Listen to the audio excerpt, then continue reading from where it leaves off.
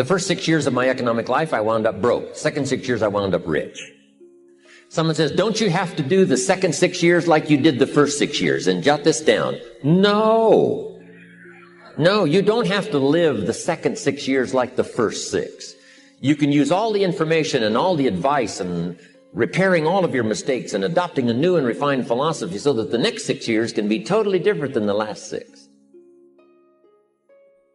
No other life form can do this. See, if you were a tree, you'd be stuck. As a tree, if you used up all the nourishment that was around you and you couldn't change location, see, you would die. But that's not true. Human beings can change location, go north, south, east, west, live here for a while, live somewhere else for a while.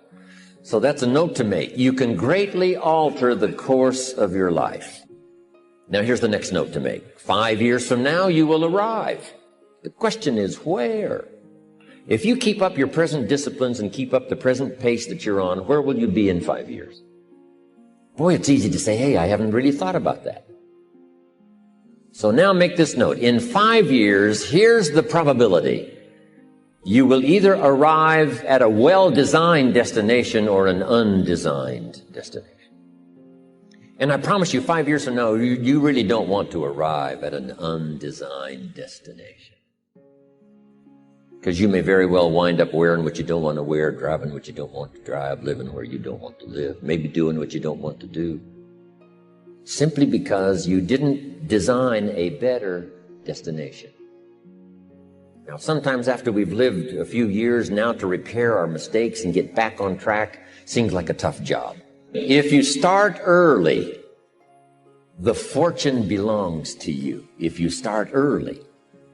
All fortunes that are available to humans, if you start early, the promise looms large and the odds are heavy in your favor.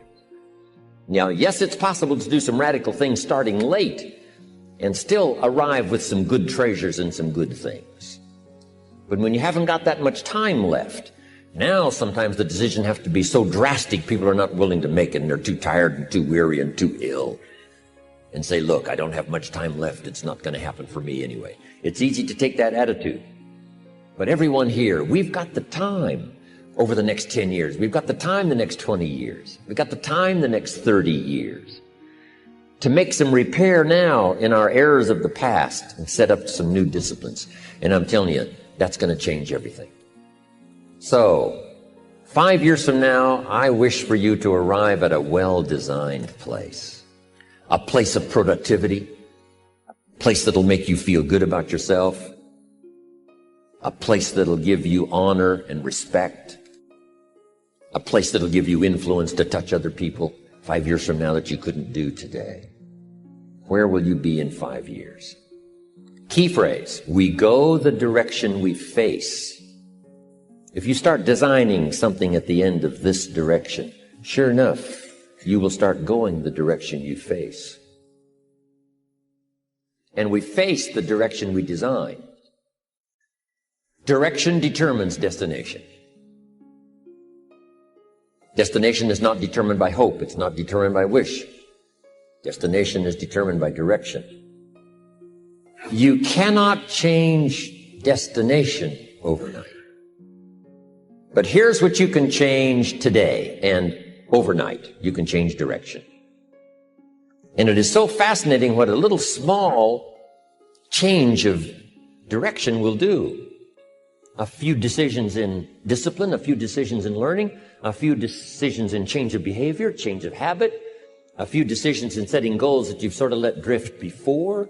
Like I did at age 25, didn't have a list. I immediately started to change that. And I immediately started to change my direction so that very quickly I started heading this direction. In less than 7 years, I was a millionaire. My father taught me way back, son, always do more than what you get paid for. Now, some individuals might argue with that. They'd say, no, you're going to mess up the whole program. I know they're wrong. In my own self-interest, I did what my father taught me, to always do more than I got paid for. Why? To make an investment in my future. Do more than you get paid for to make an investment in your future. and it's paid off for me.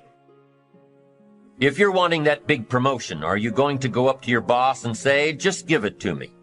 I'll work harder if you just give me that promotion. No, it doesn't work that way. You've got to do more in your current position so that you get noticed, so you stand out from everybody else. So the boss says, hey, we've got this position opening up, and I think we should give it to Nancy. She does so much more than we expect. Just imagine what she'll do if we give her this promotion. You've got to do more than you're paid for. You've got to. It's an investment in your future. It's one thing to make a sale. I'm telling you, if you make a sale, you'll make a living. All of us have found ways to make a living. What got interesting for me early on was to figure out ways to make a fortune. You'd say, well, Mr. Rohn, how would I deserve to make a fortune? It's easy. Render fortunes of service. People will do things you cannot believe for people who give them good service. Here's one of the greatest gifts you can give anybody, the gift of attention. In return, they will do extraordinary things for your career, take you by the hand, and lead you to more people than you could meet by yourself. Always do more than you get paid for. Life responds to deserve, not need. Life was not designed to give us what we need. Life was designed to give us what we deserve. Once you understand that little life principle in your own self-interest, I'm telling you, it's life-changing. The ancient law does not go like this. If you need, you will reap. No, it doesn't work that way. A lot of people out there are hoping it works that way, but no, it doesn't. The ancient law goes like this. If you plant, you will reap. If you sow, you will reap. Somebody says, well, I really need to reap. Well, then you really need to plant in your own self-interest. Your own self-interest needs to be educated in how to plant, how to do it so everybody wins. Because life doesn't respond to need. You can't go to the soil and say, I need a crop. The soil just smiles at you. And here's what the soil says. Don't bring me your need, bring me some seed. Bring me some effort. Bring me some discipline. Bring me some interest. Bring me some service. Bring me these things, and I'll return to you multiplied by 2 times, 5 times, 10 times. You can't come with need. You've got to come with seed. You've got to come with willingness. You've got to come with skills. You've got to be willing to learn, willing to change, willing to grow, willing to put yourself out, willing to stand up to the bad weather, willing to pull out the weeds, willing to nurture. That's the only way you get a return. Once you understand these principles, self-interest now truly becomes an exciting challenge, making sure everybody wins. Enlightened self-interest makes sure that everybody wins. Let me give you a good philosophical phrase. All values must be won by contest. All values must be won by contest. And after they've been won, they must be defended. You say, wow, you've put a pretty heavy task on us. That's what life is all about, a pretty heavy challenge. We don't give large trophies for small effort. If you want to win high health, if you want to win high wealth, if you want to extend a long reach in touching people's lives, you got to engage in some of these extra powerful disciplines. And one is to secure the territory by vigor, and the other is to defend it with equal challenge. Attack. Procrastination. Here's another good one, blame. I engaged in this the big share of my life until I met Mr. Show. I used to blame my negative relatives. I used to blame the government. I used to blame taxes. I used to blame prices. I said, it costs too much. Show said, no, let's cover the real problem. You can't afford it. I never looked at it like that before. Shoaff said, sir, you must intellectually understand. It's not it that's your problem. It's you that's your problem. It's not out there that's the problem. Out there is like it's been for 6,000 years. You can't cure that. But what you can cure is errors in judgment, errors in attitude, errors in activity, errors in judging results. I found that the errors were within. But see, he had to go after me on that point. Here's the next one. Excuses. Wow. We've got a million. I'm too short. I'm too tall. I'm too old. I'm too young. I don't have the money. I don't have the experience. On and on and on with the excuses. Learning to attack. Very important. Procrastination. That's a good one, front and center. We've got to attack procrastination because it's so insidious. It eats up such large chunks of your life and leaves you in a small corner. Putting it off. Delaying. Letting it slide. Now, I'm one of the best to attack procrastination because I confess to being one of the all-time great procrastinators. I've done a lot of things, but I've put a lot of things off. Procrastination. I am so good, I could teach it. But I also know the pain of procrastination. I also know the regret that comes from procrastination. I can also show you pieces of my life missing, never to be repaired, because I let it slide.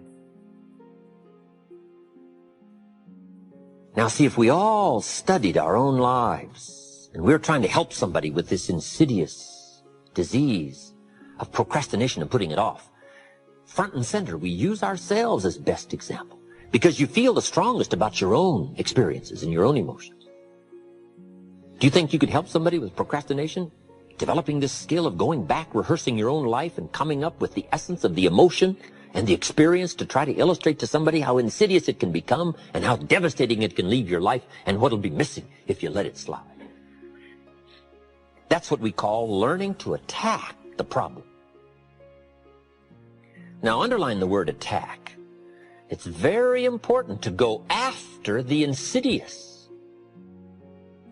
If the future gets clear, the price gets easier. Because you got to remember, for every promise, there's a price to pay. Everybody's got to pay the price. Everybody's got to do the deal. Everybody's got to do the disciplines. Everybody has to pay. But here's what I've discovered. If the promise is clear and powerful, the price is easy to pay.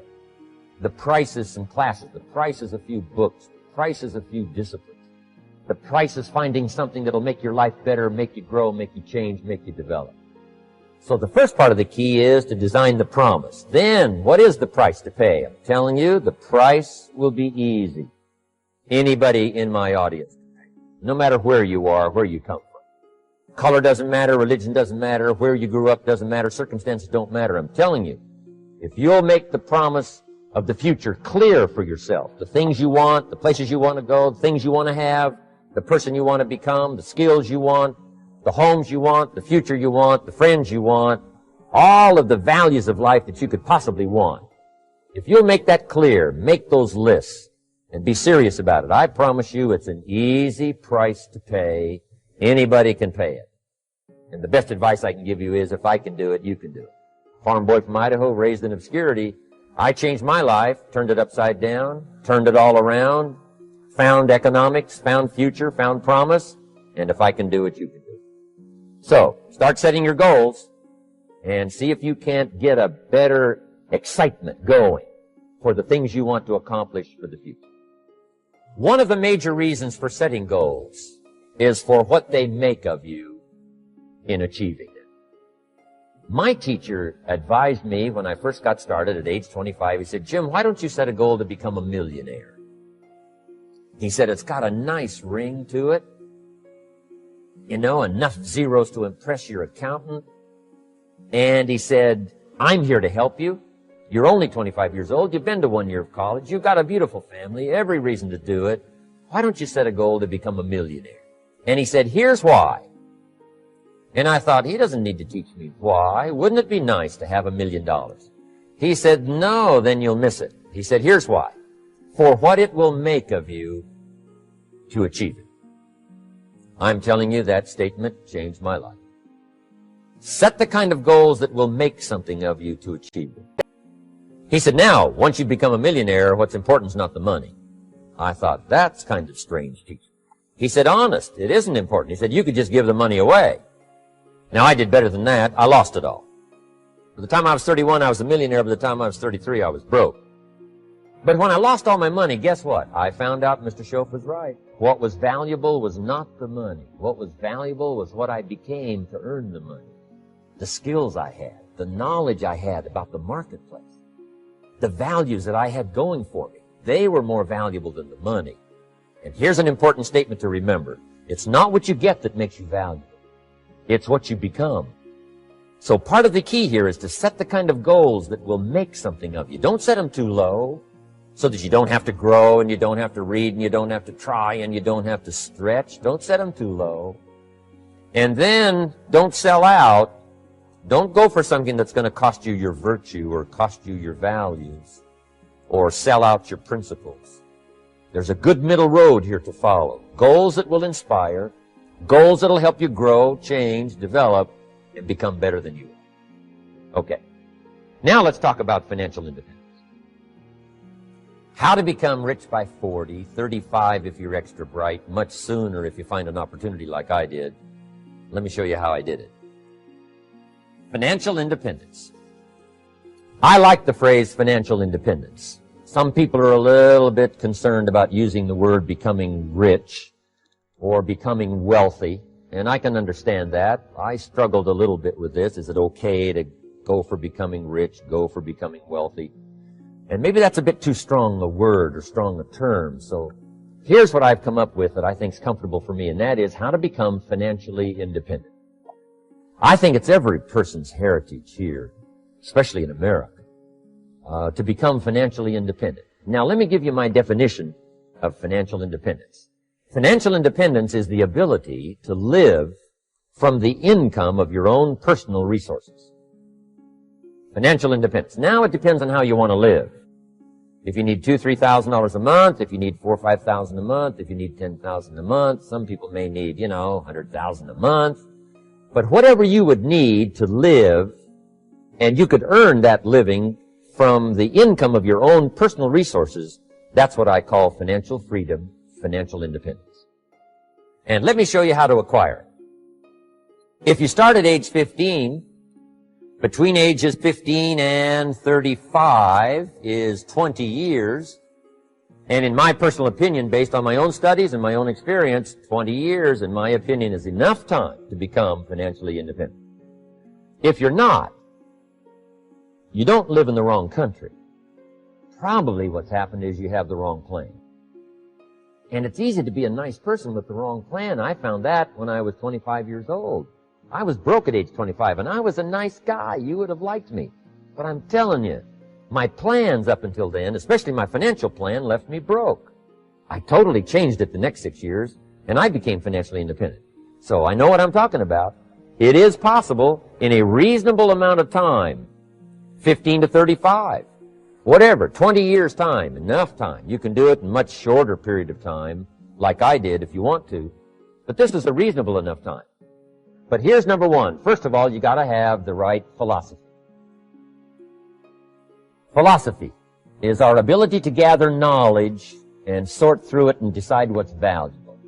To develop a philosophy about life, a philosophy about our health, a philosophy about our family relationships, a philosophy about economics. And if you develop the right philosophy, that's what helps to set this sail. So that in 6 years it takes you where you want to go, instead of winding up like I did that first 6 years of my economics, broke, no money, empty bank account. The right philosophy. Now let me give you a couple of philosophies to consider. Here's the first one. It's called the philosophy of the poor. And here it is.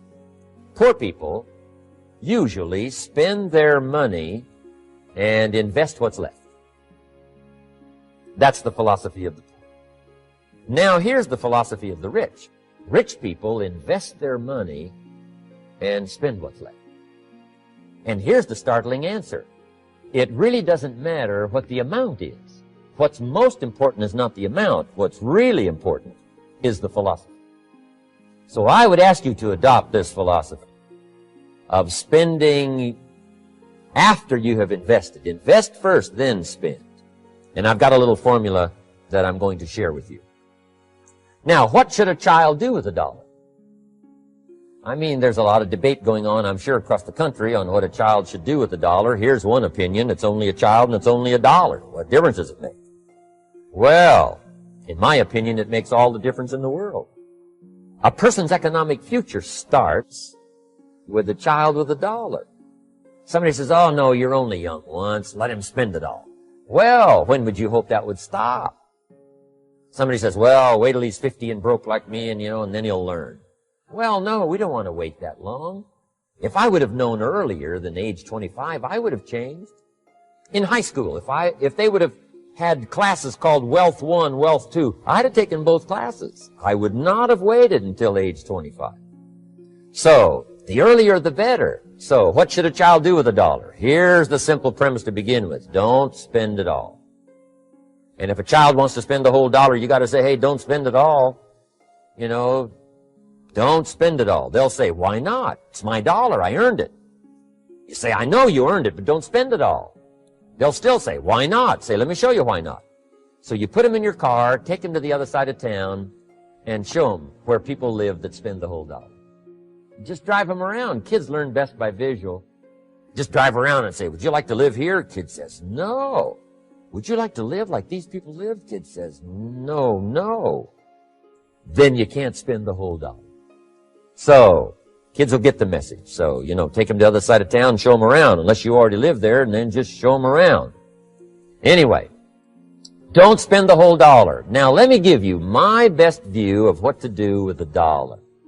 And I promise you, if you started at age 15, now if you're over 15, right, you still got plenty of time. You still got 20 years. If you're 30, you still got 20 years. You still got plenty of time to start what I'm about to share with you. What to do with a dollar. Here's my first bit of advice.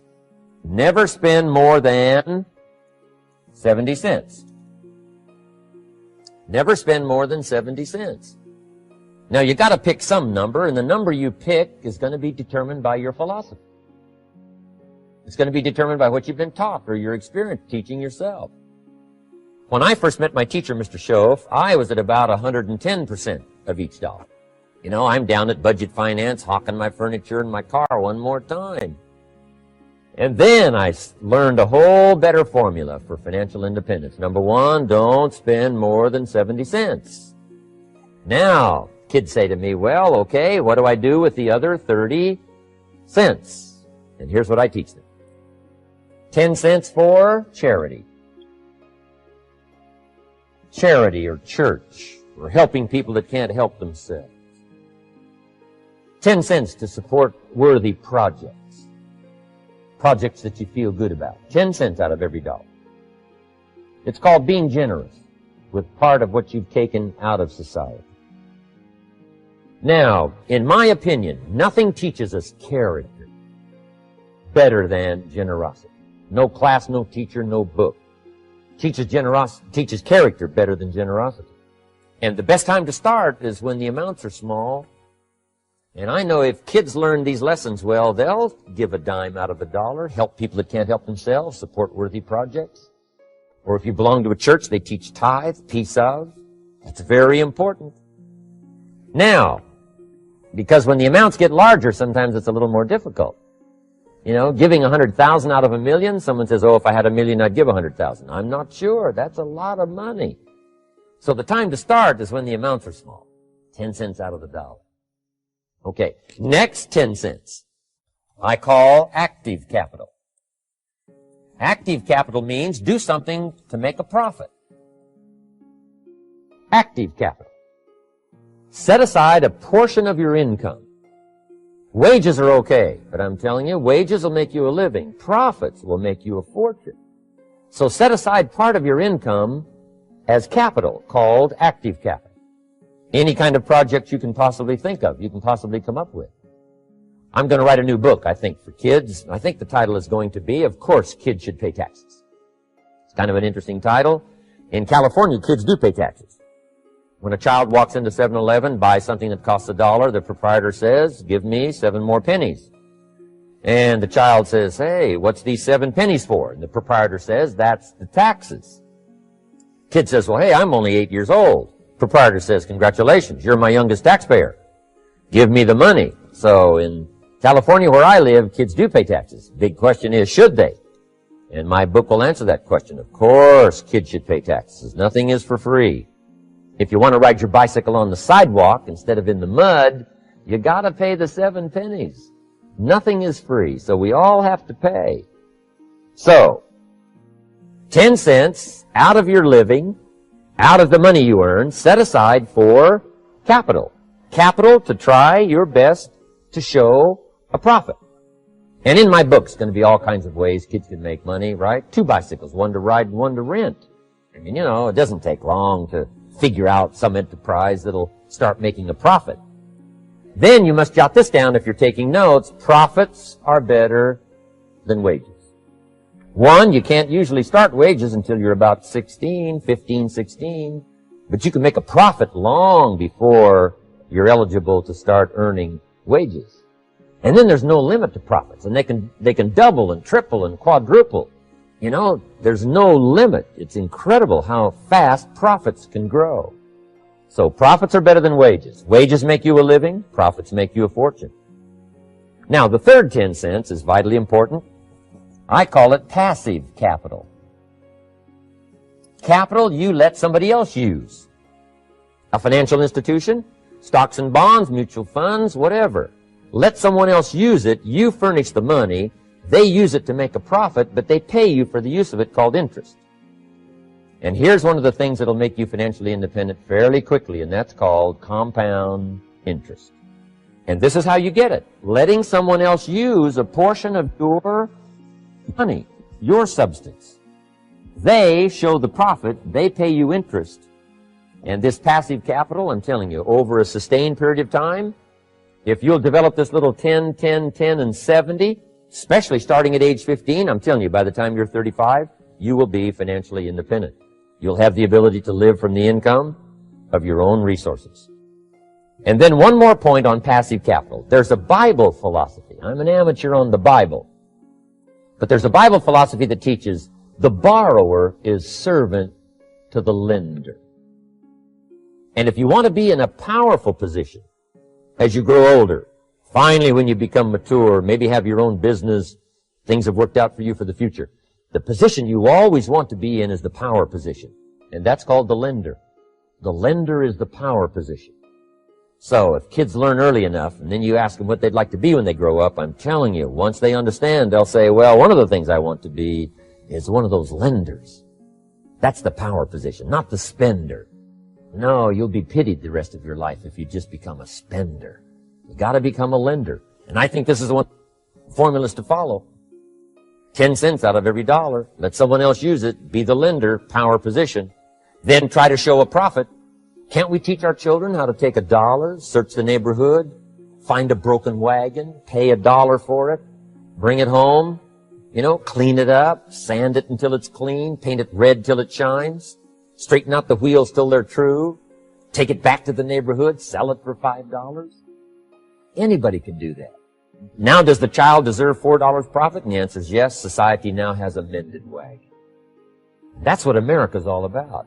Finding something, touching it, making it better, making a profit, taking part of your resources, helping people who can't help themselves. Let someone else use it to make a profit. Some projects require more capital than one person has. Exciting. And then let them pay you for the use of it. America's had this philosophy now all these years. Communism has taught all these years capital belongs in the hands of the state, not in the hands of the people. We've been teaching all these years capital belongs in the hands of the people, not in the hands of the state. And we turned out to be right. Capital in the hands of the kids, capital in the hands of the people. Enterprises that make a profit, enterprises that grow. It's the hope of our future. So that little simple formula, I hope, will help you. Now, one more key on financial independence, and that is attitude. Attitude. Here's number one. I used to say, I hate to pay my bills. My teacher straightened me out on that. He said, let's see, Mr. Rohn, what you hate to do is pay $100 on an account and reduce your liabilities and increase your assets. I said, well, no, not if you look at it that way. He said, well, it all depends on how you look at it. So wouldn't you love to pay your bills, reduce your liabilities, increase your assets? You've got to have that kind of attitude.